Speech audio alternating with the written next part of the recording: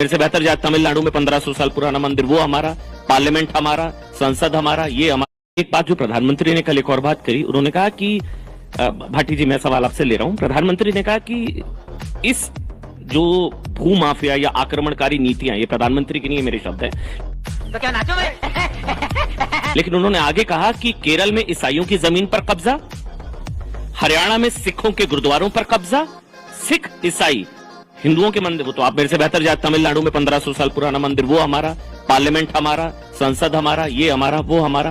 तो आपको नहीं लगता कि कुछ क्रियाकलाप ही इस तरह के थे कि बदलाव लाना बहुत अनिवार्य तो चलिए शुरू करते हैं। क्या बदलेंगे प्रधानमंत्री जी? इतिहास बदलेंगे, भूगोल बदलेंगे, समाज विज्ञान बदलेंगे, संविधान बदलेंगे, देश की लोकतंत्र को बदलेंगे, देश की सोच को बदलेंगे।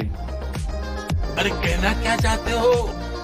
असल में जो असली समस्या है वो ये है अमन जी कि राष्ट्र निर्माण में, राष्ट्रीय आंदोलन में, राष्ट्र की आजादी में इन संगठनों का और इस विचारधारा का कोई योगदान रहा नहीं है जिससे प्रधानमंत्री जी आते हैं।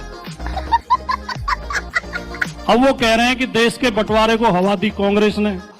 अब जिस व्यक्ति ने इतिहास पढ़ा होगा, अभी तो बहुत लोग ऐसे जीवित हैं इस देश में जो 1947 के समय मौजूद थे, या नहीं भी थे तो उस समय के अखबार हैं, उस समय के रिकॉर्ड हैं।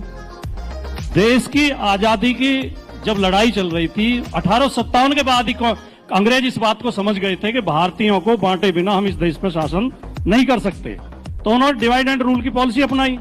हिंदू मुसलमान को आपस में लड़ाओ, तो अंग्रेजों ने ही मुस्लिम लीग का गठन कराया। मुस्लिम लीग को वही फाइनेंस करते थे और हिंदू महासभा को भी अंग्रेज ही फाइनेंस करते थे। हिंदू महासभा का गठन भी उन्होंने ही कराया। कोई मुझे जवाब दे दे, शहजाद भाई दे दें कि सावरकर को 60 रुपए महीना किस बात का देते थे अंग्रेज? गजब बेइज्जती है। और 60 रुपया जब देते थे जब प्राइमरी के टीचर की सैलरी 15 रुपए महीना होती थी। आज प्राइमरी के टीचर की सैलरी 50,000 रुपए, यानी कि आज का 2 लाख रुपया देते थे अंग्रेज। किस बात के लिए देते थे? जिन्ना से कहते थे हिंदुओं के खिलाफ बोलो, और सावरकर से कहते थे मुसलमानों के खिलाफ बोलो। इन दोनों के बयानों ने, इन दोनों की नफरत ने, इन दोनों के दो राष्ट्रवाद के सिद्धांत ने भारत का बंटवारा किया। बड़ा हरामी हो। कांग्रेस कभी भारत के बंटवारे के पक्ष में नहीं थी। गांधी, अंबेडकर, पटेल, नेहरू कभी बंटवारे के पक्ष में नहीं थे। दुर्भाग्यजनक बंटवारा हुआ, उसका सबको दुख है, पूरे भारत को दुख है।